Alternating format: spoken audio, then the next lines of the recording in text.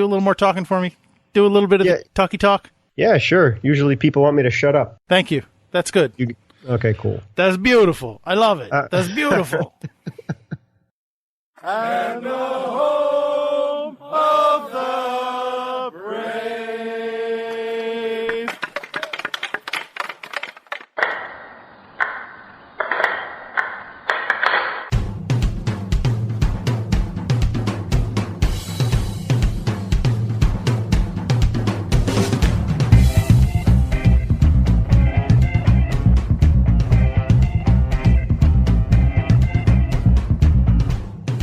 Game on!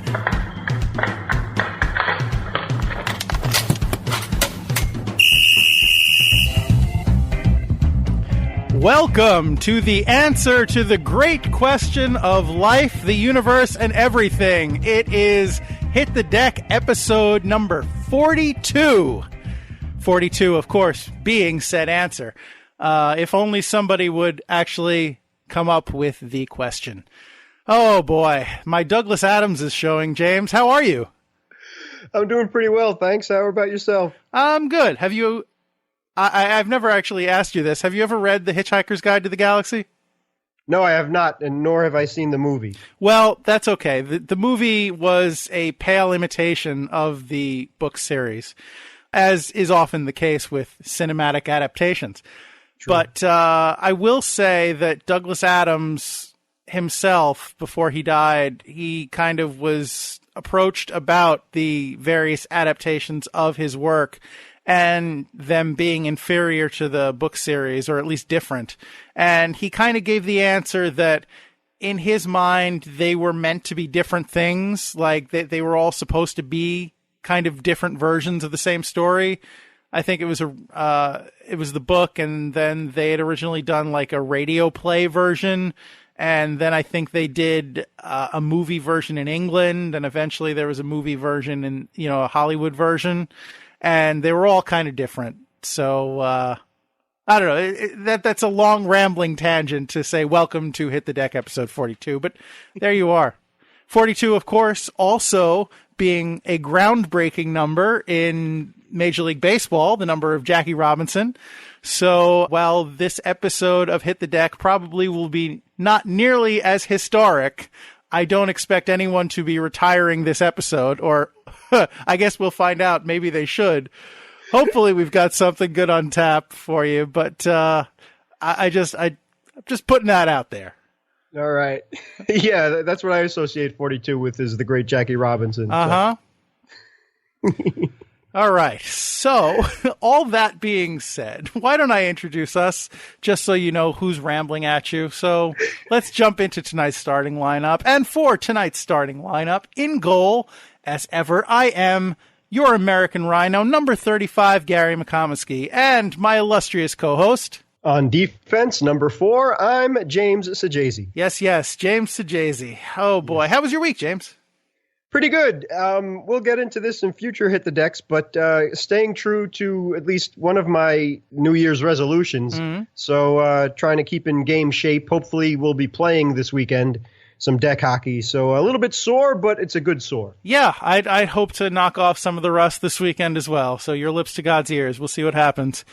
I can suffice to say I understand and agree with your sentiment about a good sore. So I'm kind of in the same boat there. So we'll see where it goes. And hopefully in future episodes of Hit the Deck, we will be able to get into that in a little more detail. Yes, sir. So, James, if I could impose upon you, I know it's a lot to ask, but would you be ever so kind as to tell us what is on deck for this podcast? Would be delighted to. Thank you, sir. Mr. American Rhino Mac, Equipment Manager. The American Rhino teased us with another of his incredible deck hockey equipment management skills a few Hit the Decks ago. For this edition of the podcast, Mr. Goalie Mac will tell us all about those ingenious loops he installed in his sneakers and how they work. Gear Bag. More from the most creative mind of the American Rhino and his generosity. Gary will give us the details of that gorgeous Hit the Deck jersey he and Sublimation Kings designed. And how's it going? It's more or less the halfway point of the 2016-2017 NHL season, How are Gary's and my preseason predictions holding up from Hit the Deck 32? We'll let you know. And that's what's on deck. Thank you, James. You are welcome, sir. Hit the Deck 32. That is 10 episodes ago. So, yeah, we're chugging along. There you go. All right. So, I guess that just to backtrack for a second, I guess that makes sense.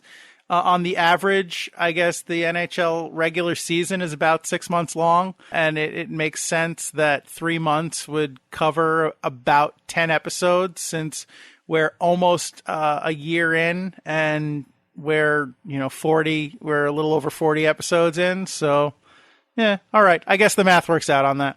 Sorry, but let's move on. That's fine. Math isn't my strong point anyway, so. You are correct, sir. Thank you. Yeah, excellent. Excellent. Yes, quite. Good. Quite. Yes. Good. Yes. Good. Quite. Yes.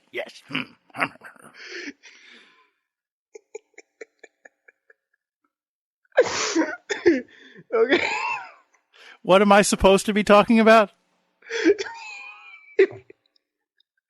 Besides schooling us and me being one of the first pupils, because I always learn a lot from you, wouldn't mind if you would tell us about those ingenious loops you installed in your sneakers. Yes. And they're deck hockey specific, to incorporate with your goalie pads. So. Right. So on a previous episode of Hit the Deck, I don't remember which episode offhand. I know it was before Christmas. It wasn't too long ago.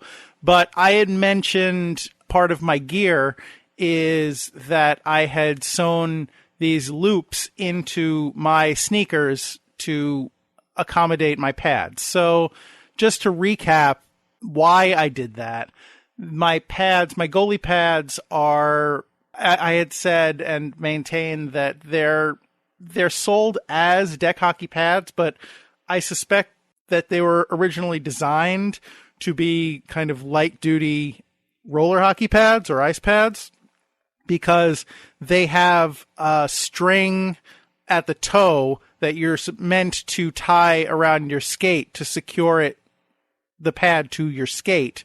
And they have a fabric loop with Velcro that's on the bottom of the pad, which is meant to go through the kind of the opening in your skate and secure the bottom of your skate to the pad, which is good because your pads do move around, and to keep them where they're supposed to be, to have those two bits of tie down on them on your sneaker or your footwear, let's say, is very helpful. So what I decided to do, rather than just cut them off or have them rip off naturally or trip me or something, I decided I have sneakers that I bought just for deck hockey and that get a lot of abuse because we play on concrete, and I'm sliding around side to side and dropping down and what have you, so they get torn up. So I only wear those sneakers for deck hockey. So I decided that it would not be a problem if I modified them.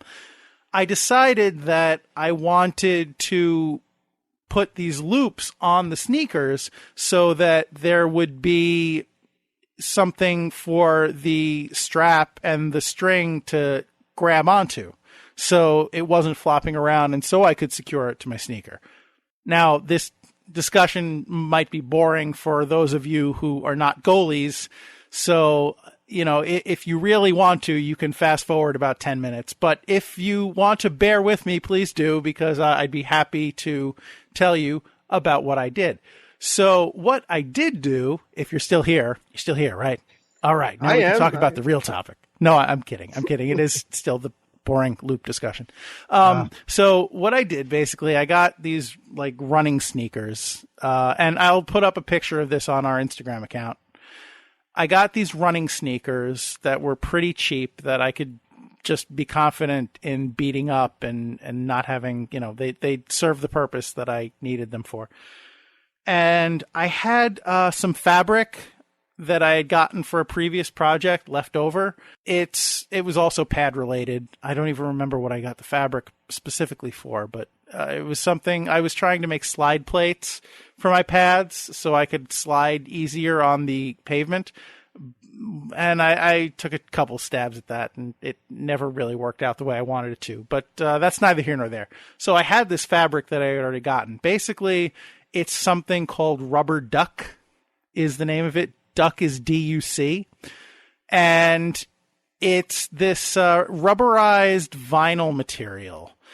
And basically, what it advertises itself as is like weatherproof flag material, signal flag material, but it works very well for my purposes as well. It's strong and it's tough. It holds up, but you can also cut it and use it and stick a needle through it, which is important because I sewed these loops onto my sneakers. So what I did was I took about maybe 1.5 inches worth of loop on either side of both sneakers, left side and right side, are roughly lining up with the indentation on the sole. So a lot of sneakers, if not most sneakers, have kind of an indentation in the sole that separates the heel from the kind of the I'm tapping my foot as if you can see. Even James can't see me tapping my foot because it's below where the camera is. But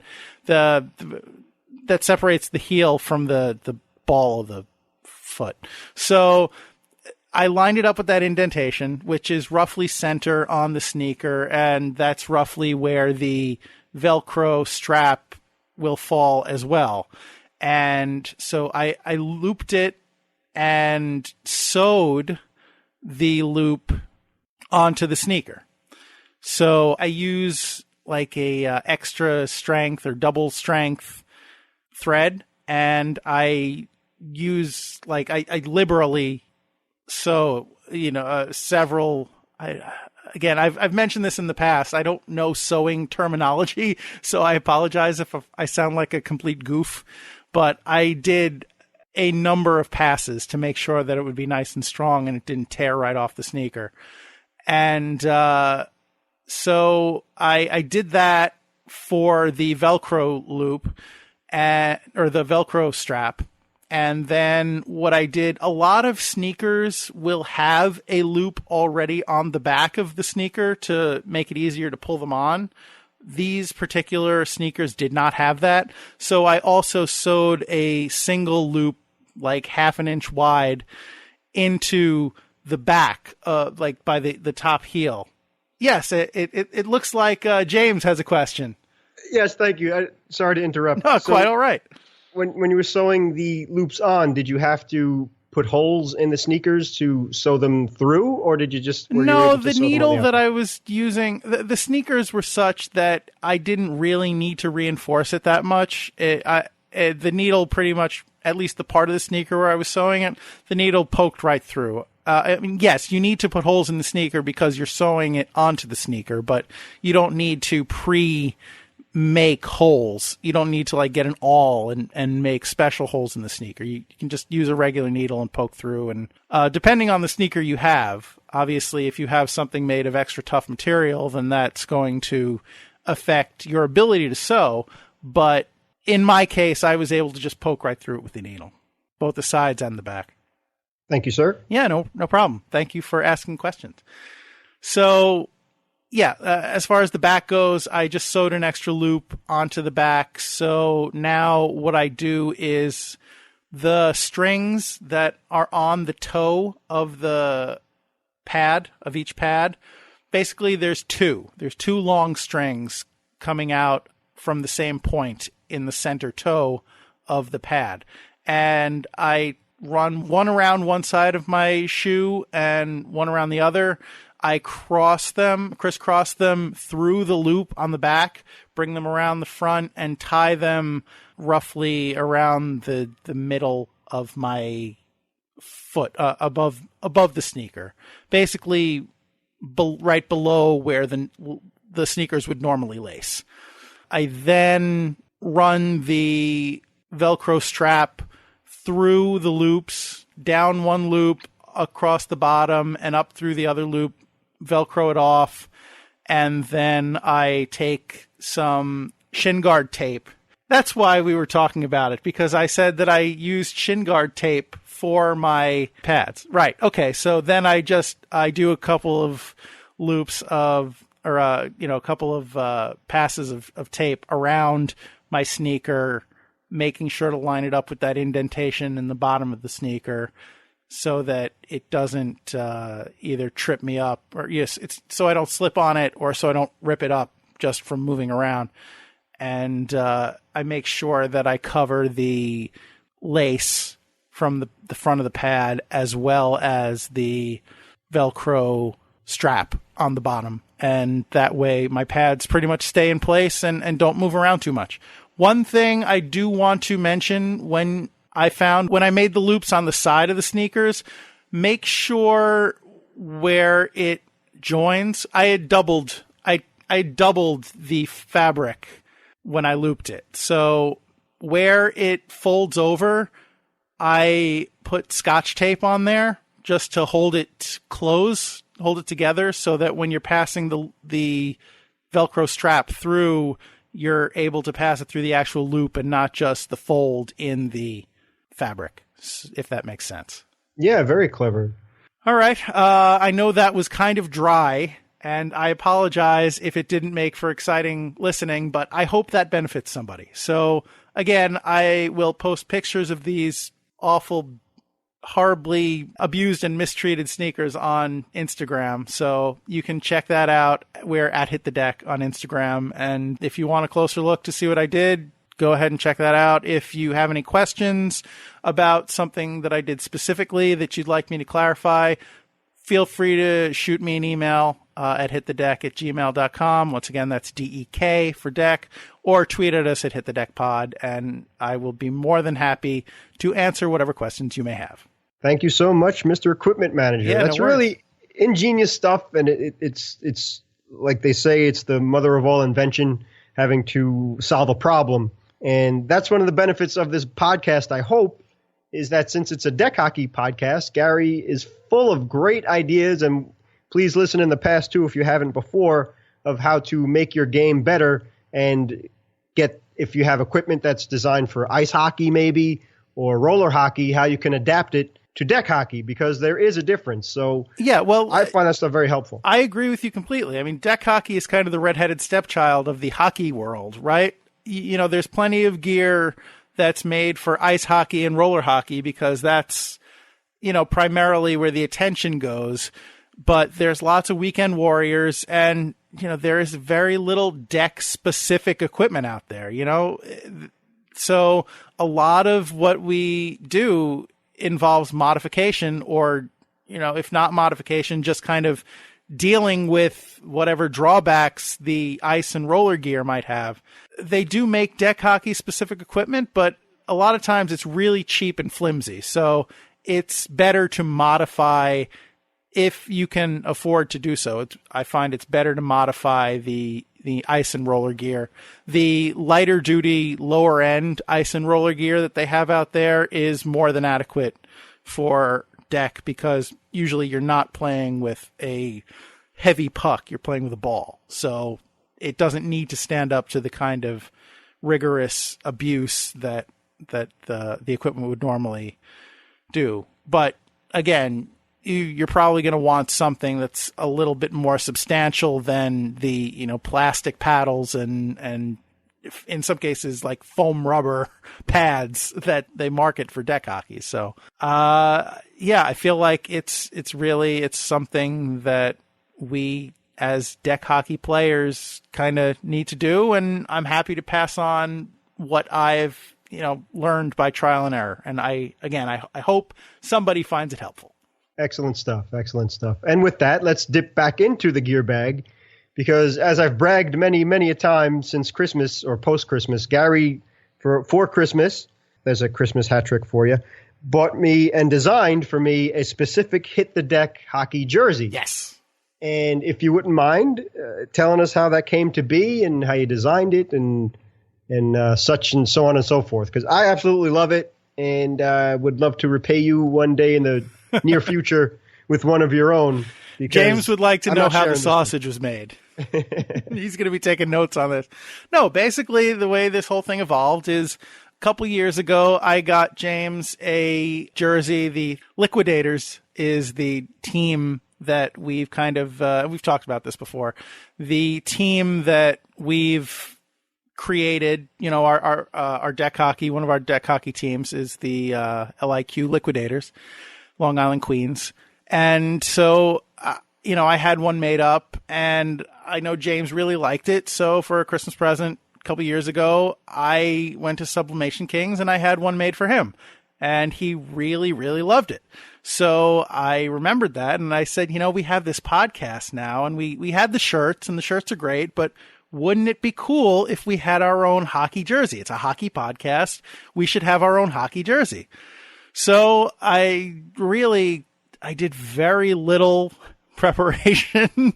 I know you're shocked because I usually do so much preparation on the podcast, but no, I just basically I took all of our artwork that we have for our various things associated with the podcast. I went to the site. The Sublimation Kings are very easy to work with. They make it very easy to order a customized jersey.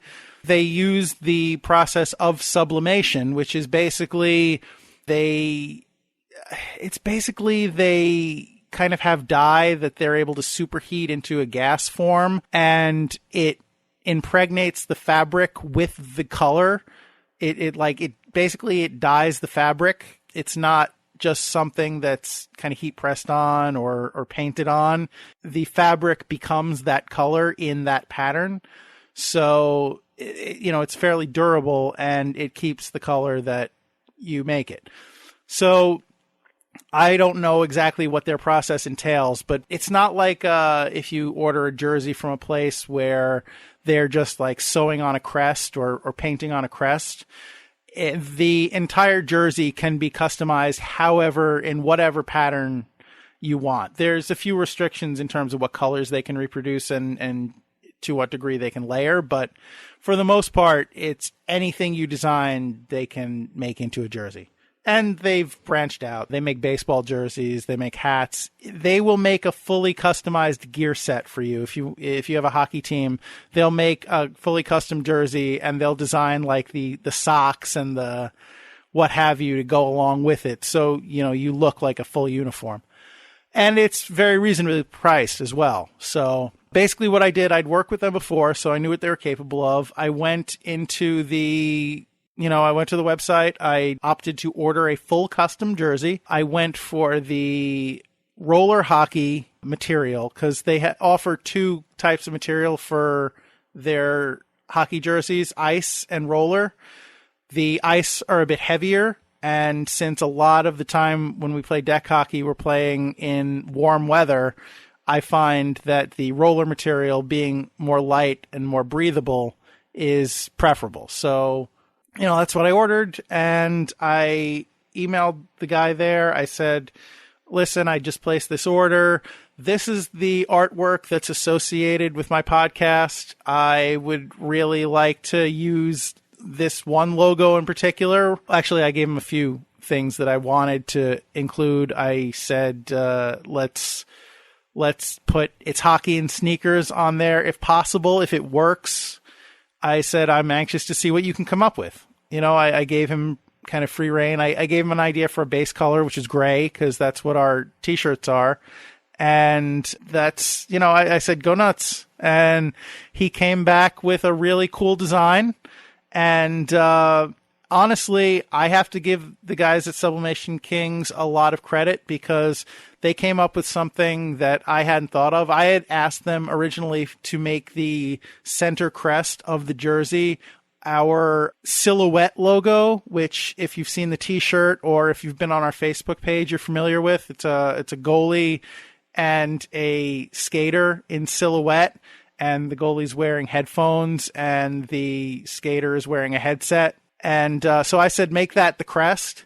But instead of making that the crest, he decided to make our sticker logo, which is a circle HTD in the shape of a ball with the Hit the Deck podcast, It's Hockey and Sneakers, around the outside edges as the center logo, the center crest of the jersey. And creatively, stylistically, that was a phenomenal choice. So I applaud the guy. I did make the suggestion, since we weren't using the silhouettes there. I said, okay, can we break the silhouettes up and put one on each shoulder board? So that's what he wound up doing. It has the Hit the Deck podcast, kind of stylized Hit the Deck podcast words on the back, on the bottom hem.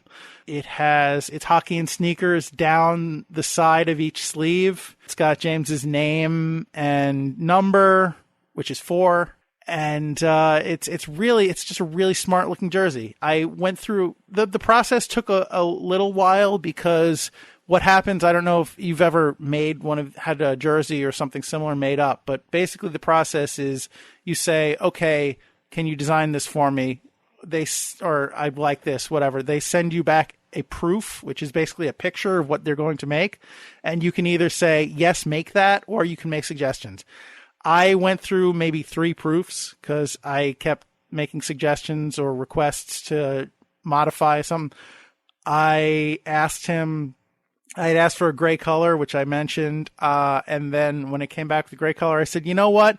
Can we give it an asphalt texture? Because deck hockey oftentimes is played on asphalt. So I wanted to give the jersey that kind of feel. And he did. He was very accommodating. And again, I give a ton of credit to Sublimation Kings, because they put together, I gave them some suggestions and some guidance, but they put together a beautiful jersey. And I'm really happy with the way it came out. I know James is happy with it. And so great work all around, guys. I really appreciate it. And, I'm sure it's not the last time I will deal with them for such things. Excellent stuff. Yeah. And Gary and I have mentioned Sublimation Kings a few times, specifically back on HTD number 5. And they're a great company, and they've come through again and with flying colors. I absolutely love this jersey so much. It was a tremendous surprise, really total surprise too. And hopefully if the podcast catches on a little bit, and maybe some other people out there would like to order your own Hit the Deck jersey as well, we'll see about that, but this one's mine. I'm not sharing. So yeah, thank you so much. You're most welcome. If you are on our Instagram, you probably saw James already posted pictures not too long ago. But again, if you haven't seen them already, please go check them out. And if you're desperate to have your own Hit the Deck jersey, shoot me an email and I will let you know how you can get one. So, again, I really like the way these things came out. And that's all I got to say about that. Excellent stuff. Excellent stuff. And yes, as always, we always invite you to come out to play deck hockey too. So I'll have the jersey along to let you see for yourself that we're not, and the other Liquidators jersey as well, which Gary and I usually wear our Liquidator jerseys when we play. So they are holding up very, very nicely. And this little relative of that beautiful jersey is in great company, and I love it very, very much. So from there, let's go into the big leagues of hockey, the NHL. Yeah, James, why don't you take this one? Because I've talked for an awful lot of this podcast already. Well, you have a lot. That's just the way it worked out. So you're too generous and kind. But yeah, they're sick of me. Please no, I talk. don't think so. All right, whatever. They want to hear you the soothing, dulcet tones of James Sajazi. Yeah, right. I could just see everybody tuning out now or just fast forwarding to the end. Anyhow. No. I know I'm tuning out. Anyway, so yeah, back in Hit the Deck 32, the preseason of the NHL, Gary and I gave our picks as to who we thought would not make the postseason in the NHL at the end of the year, because it's harder to predict who will not make the playoffs in the NHL than who will, because more teams make the postseason than don't. So that was our little take on that. So fast forward to roughly now, it's the middle of the season. So a lot of teams have played about 45 games or a little bit more. Roughly, there's 82 games to the regular season, I believe so, yes. So more or less, we're at the halfway point. The recording of this podcast next week, a week from this weekend, will be the All-Star game in LA. So that will be the official middle of the season. But anyway, let's see how we did. See if Gary and I know what we're talking about, or if we don't. And the beauty of watching games and the beauty of sports is that it's unpredictable. And here's how it goes. Pray enlighten us, James. How did we do? You did a lot better than I did. So let's get into it now. Personally, for me, and I think everybody would agree, the biggest surprises of the NHL this year, I think, are the Blue Jackets, the Maple Leafs, and the Oilers. And well earned. Now, for the Blue Jackets, they had a 16-game winning streak, and they are sitting atop the Metropolitan Division and the East overall as of the recording of this podcast. So they're having an excellent season with Coach Tortorella at the helm. Yeah, I should have seen this coming. I didn't give John Tortorella enough credit. We did talk a little bit about John Tortorella coaching the team when we made our predictions and some of his drawbacks as a coach. But what I failed to take into account is that usually with the teams that he coaches, he is such a master motivator that the first season or two, at least, that he coaches, he's usually able to get a very good result from his team. I think his style tends to flame out quicker than some other coaches, and teams are more quick to tune him out because, a lot of the tricks in his bag are just kind of yelling at people and making them work hard and benching them if they don't perform, which, can, I imagine, for a professional athlete can wear on you after a while. But in the short term, he does have a very successful track record. I would even go so far as to discount his last coaching stint in Vancouver because that was, he was an American going into a very Canada-centric environment. And I think he was, they put a lot of I suspect they put a lot of restrictions on what he was able to do and made him try and conform to a certain box. Like, I think with a lot of Canadian teams, they place a premium on Canadian players and, the Canadian style or what have you. So he probably didn't fit in there, really. So it's not surprising that he failed there, but, yeah. So I guess this is just a very long-winded way of saying that I didn't account for the Tortorella effect. So there's a reason that Columbus, I think, is doing as well as they are. Yeah, fair enough assessment on Coach Tortorella in Vancouver. I agree with that, especially from the outside looking in. And plus, Vancouver seemed to be a team that's been together for a while and more or less the Twins over there and stuff like that. But they've kind of been on a decline a little bit as the teams around them are getting a little bit younger and better and faster. So it was kind of maybe he was set up to lose. And I agree, maybe his fiery temperament didn't really hold up to what he's used to, like it could rub off on an American style better or not. They are so very polite up there. They are, but they do, don't mess with them when it comes to hockey. And fair enough, but please also, stay off the logo, eh? Right. Also, Tortorella, I think, is better for a younger team like Columbus is age-wise, in that he can show them how to win, get them to work harder, and get their energy up, and see the results from that. So buying into a team-first mentality, making sure that you earn your position, you don't take it for granted, and go from there. So he's done an excellent job of turning the Blue Jackets from a nice little team that maybe could make the playoffs to a full-blown contender. I dare say juggernaut. Really, knocking off 16 wins in a row especially in the Metropolitan Division. I mean, you're talking about the second best team overall in the NHL are the Washington Capitals, and not to mention the defending Stanley Cup champion Pittsburgh Penguins, and our favorite team, the New York Rangers. So it's tough, it's tight. So that really great stuff. But again, to me, I think the Blue Jackets are the biggest surprise of this season. The same thing for the Maple Leafs. Now, again, Gary and I weren't knocking any of these teams. We were just trying to give our honest opinions on what we thought would be their seasons. I was knocking some of the teams. Oh, well, fine. All right. I admit I was picking on the Flyers, but they deserve it. Anyway, The Maple Leafs, speaking of young, I believe they're the youngest team in the league. Maybe Edmonton still might be the youngest, but the Maple Leafs are among the youngest, if not the Is that youngest. True? Wow. Yeah, I believe so. I watched a lot of the NHL Network before the season started and during the season as well. So I love the NHL Network, as you might imagine. Anyway, Austin Matthews over there, the rookie sensation in Toronto, has just been excellent. He's already flirting with 40 points at the recording of this podcast. He's already on the All-Star game, on the All-Star team.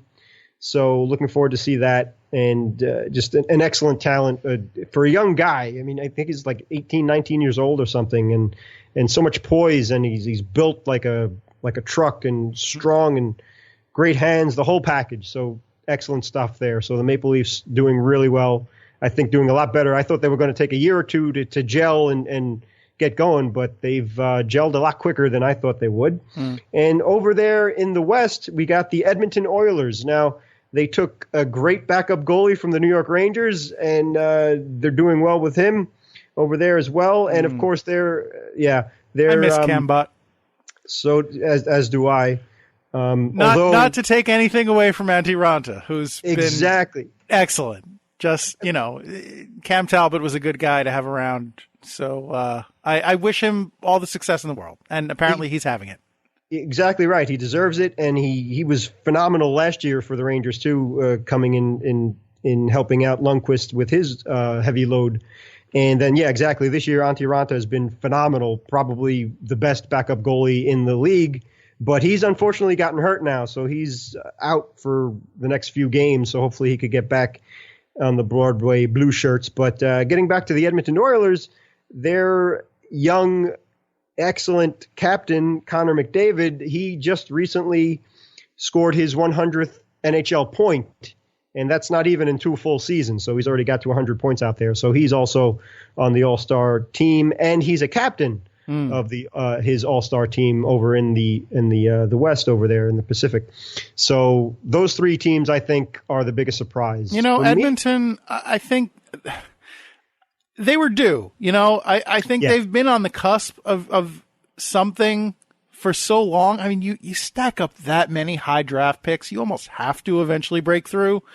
But yeah, they've been right there. They just needed a spark, I think, and it finally came. So this is the year, I guess, that they all the young kids finally are putting it together, and good for them.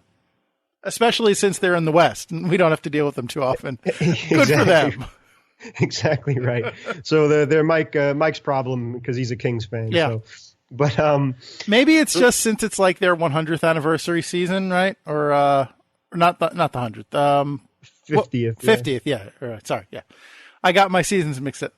It's the NHL's 100th anniversary, and it was just was it last year, 2 years ago, that the Canadiens celebrated 100? Yes. But yeah, so whatever anniversary they're celebrating, it's a big deal for them. So maybe that's been a little inspirational for them too. They opened the season with like Gretzky and Messier and all these people coming in to celebrate with them. They opened a new building, right? Yes, that's right. Exactly. Yeah. So maybe they maybe they heard some words of wisdom that just finally made it click for them. Who knows? But good for them. Sorry. No, that's fine. And for their anniversary, I think when Gretzky first joined the Oilers, they were still in the WHA, and then they joined the NHL. So I know that the Flyers and a bunch of the other expansion teams, like the Penguins as well, they're having their 50th anniversary seasons. But yeah, having Gretzky in whatever, they gave him some kind of a figurehead job over in Edmonton, and yeah, they have a brand new arena as well. So good for them. It's about time, because I was, as a fan, I was frustrated seeing that team that was so dominant 30 some years ago. Well, even in the 90s too, they won a cup and were consummate playoff team, but they were just sopping up most of the number one picks and doing nothing with them. Yeah. So good for them right now. So For me, on the other hand, the biggest disappointments in the NHL of this season, I think, are the Tampa Bay Lightning, the Dallas Stars, and the Nashville Predators. And I mean that in terms of they've been stricken by the injury bug. And as great as those teams were last year, I thought that they were going to be just as good, if not better, this season. But it just hasn't worked out for them. Getting with the key injuries for Tampa Bay, starting off with Ben Bishop. Now, I know that he and supposedly backup goalie Andrei Vasilevsky, and I apologize if I mispronounced Mr. Vasilevsky's last name, they've basically split the time in goal this season. But Bishop is hurt, and he's out, I think, at the recording of this podcast. And as we said before, he lost 2 front teeth blocking a shot and making the save in October. So he's had a rough year. Ryan Callahan, who I have a soft spot in my heart. I think Gary does too, and maybe every other Ranger fan as well. He's been injury plagued. And their captain and one of the best players in the NHL, Steven Stamkos, has only played in 17 games this year. And he has been out since mid-November. He had right knee surgery, I believe. And at the time, he was due to be out 4 months. So even if he comes back, that would be March at best. And I don't know if the Tampa Bay Lightning have enough to make a playoff run if he comes back that late in the season. So that's why I think Tampa Bay has been a disappointment. A little bit more on that in a minute. For the Stars, Patrick Sharp and Yuri Hudler, 2 big snipers for them. Hudler, coming over from Calgary, was having himself a really good season with Dallas, and I do know that he had really good seasons with the Flames, but he's been out. I'm sorry, I may have just found your Alain Vigneault with Yuri Hudler. Okay, it's a great name, and you say it well. Okay, I did research on that because I wanted to make sure I pronounced it properly. Give me one more. Just give me one more. Yuri Hudler. I love it. Okay. And then over in Nashville, the biggest trade in the offseason was 2 of the biggest defensemen in the game, PK Subban for Shea Weber. So Weber going to the Canadiens and Subban going over to Nashville. But Subban, and he is on the All-Star game, and I believe he's a captain as well. He's been fighting the injury bug all season long. Oh. And what Roman a shame. Roman Josi, I don't like PK Subban. Yeah, I agree with you too. I think he's a little bit of a dirty player, frankly. I agree, and that's why I thought that the PK may have stood for penalty kill because he's always putting his team on the shorthanded. But anyway. That's what I think is holding Nashville back because they were coming off of a great season last year, and the competition is just really tough over there in where they're playing. So who might rebound? With that said, I think the Predators are in close enough contention for the wild card, and I do think that they will win that wild card. As of the recording of this podcast, they are on the outside looking in following Los Angeles. So they have 47 points. They're right behind Vancouver at 48, which is tied with LA at 48 points. Yeah, I think all they need to pull it together is to get back who, James? Well, actually, Hudler is on Dallas, but Roman Josi and PK Subban. So, but maybe Hudler would be rooting for them to make it to the postseason. Probably not. I don't know, but because Dallas, and they just came to town to play the Rangers as well. They're a pretty good team too, and just kind of fighting the injury bug this season. So from there, do we have the right to change some picks, Gary and I, or could we change some picks? Yeah, you know what? I'm going to let it ride, mostly because I'm used to looking foolish. Well, okay, but like I said, you're doing much better on the predictions than I am, so I'll take the fall for that. But so far in the East, I've been very, very wrong about the Blue Jackets not making the postseason. 16-game winning streak wrong, and best record in the East wrong. I'm wrong about the Leafs and Senators not making the playoffs. The Senators, I believe, they are fighting for the wild card right now, and they are 7 points behind the Rangers as of the recording of this podcast. So they are the second wild card team right now, followed closely by the Flyers, Carolina, and Florida. Tampa Bay not too far behind them as well. So we'll see how that turns out. And I was wrong about the Devils, Islanders, and Lightning making the playoffs. So sorry about that, Sue and Brad, our Devil and Islander fans out there. So I'm sure they have other bigger things to worry about with their teams than your predictions, James. I tried. I guess my mojo isn't very good at all. But the Islanders just fired their coach, so I'm sure the fan base rejoiced about that because they've been calling for it practically since opening night. Very true. So we'll see how that goes. So I believe they won their first game without Capuano in there, and I believe Doug Waite is taking over. That usually happens, though, right? Teams fire their coach, and then the interim coach steps in, and the team goes and gets a big win, and then nothing really happens, usually. It's true. Right. We'll see. So hopefully at least they won't end the season in the basement. So far in the West, I am very wrong about the Oilers and the Ducks not making the playoffs. Wrong about this. Yeah. Quack. Sorry.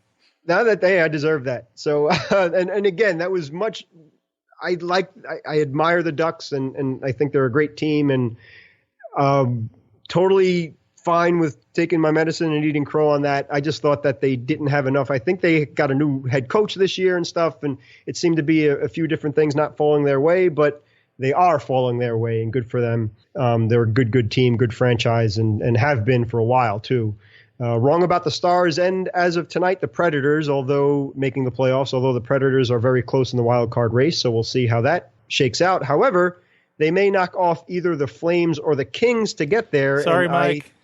And I picked the Flames and Kings to both make the postseason. So we'll see how that turns out. And, and that's it. So I just want to remind everybody that it's only the halfway point of the season. There's still plenty of time for teams to turn things around.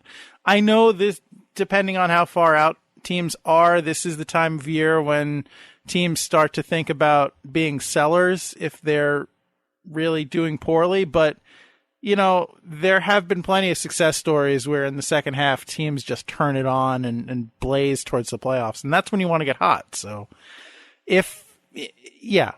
just because they're out of playoff position now does not mean that they will be out of playoff position come April. So I guess all I'm saying is, you know, we should not be in the business of counting chickens as yet. Absolutely. And case in point last year, and Gary's so right, this basically happens every season where a team gets hot and surges all the way through the postseason, and you nailed it on the head. That's the best time to get hot because that's what what you're playing for is for the Stanley Cup. So yeah, if we had done one of these reviews midpoint last year and somebody had floated the idea that the Penguins were going to win the Stanley Cup at that point, it would have been laughable. Exactly. You kind of took the words right out of my mouth because they did that. They did that exact thing, and it all clicked, and they just ran all the way to the Stanley Cup championship and won it against a great team in San Jose as well. So, and I thought it was Washington's year last year too, and they went through them, the Capitals. So really, case in point right there. Last minute remaining in the podcast. All right, Pops, thank you. So that will wrap up yet another Hit the Deck podcast. As we said, episode 42. I hope we were able to answer the great question of life, the universe, and everything, though I sincerely doubt it, because most of that stuff is way bigger than just a deck hockey podcast. But, you know, to each their own. I guess we all find the meaning of life somewhere. So who knows? Maybe your life is now complete because you know how to sew vinyl loops on your sneakers. It's a great, big, wonderful universe we live in, James. All right. So all that being said, I would love to thank you, the listener, for listening, provided that we haven't driven you off already. If you're still here, thank you ever so for listening. Thank you, Pops, for being the voice of the podcast, Anthony Sajazi for music used in the podcast, the LIQ for sound effects used in the podcast. I would like to encourage you to subscribe to this very podcast if you have not already done so on iTunes, on Stitcher, on any number of other podcasting outlets. If you find us, subscribe. You will not be sorry. I actually can't guarantee that you won't be sorry, but you probably won't be sorry. I also would encourage you to check us out on Instagram at Hit the Deck, on Facebook at Hit the Deck, Twitter at Hit the Deck Pod, email us at hitthedeck@gmail.com. Once again, deck is spelled DEK, so Hit the Deck, DEK. My train of thought has completely derailed. James, was there anything that you would care to add? No, you nailed it. You got everything out there, how to subscribe and how to contact us. So thank you for that. And again, everybody out there, thank you so much for listening. All right. And at this time, before we wrap up, I would like to make a bit of an announcement. So this weekend, probably Saturday, we are going to try our hand at doing a live stream, a Facebook live stream on our Facebook page, which is, as previously mentioned, Hit the Deck. So if you're not already part of our group, then, or whatever it is, I don't even know how these things work. Go like our page and we'll send out a notification when it's time probably on Twitter will be the easiest way of contacting us. So if you don't follow us already at Hit the Deck Pod, do so. And obviously it'll be up on Facebook. So if you happen to be on Facebook on Saturday and you see that notification pop up that one of your things is about to go live, that's us. I make no promises about what the content will be and whether or not it'll be entertaining. It's going to be a little bit of an experiment. So, if you're interested in joining this experiment and getting in on whatever fun there happens to be, we'd love to have you. And so that being said, as always, I just want to close by reminding you that I don't know what the answer to I do know the answer to the great question of life, the universe, and everything is. It's 42. I don't know what the question is, the great question of life, the universe, and everything. I don't know what it specifically is, but I do know that it's not, should you be that guy? Because the answer to that question is unequivocally, it's deck hockey. Don't be that guy. Thanks, everybody. It's excellent that you have your finger on the pulse of what's popular. Well, apparently we don't have our finger anywhere near the pulse of what's popular.